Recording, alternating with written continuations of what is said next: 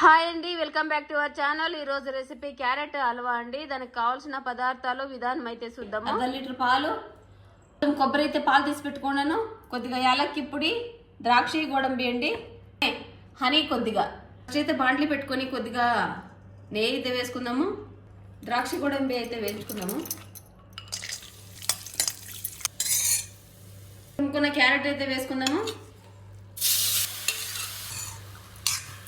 10 నిమిషాలు పచ్చివాసన పోయే వరకు క్యారెట్ అయితే వేసుకున్నాము. ఇప్పుడైతే పాలు అయితే వేసుకుందాము. 1 లీటర్ పాలు అయితే వేసుకుంటా.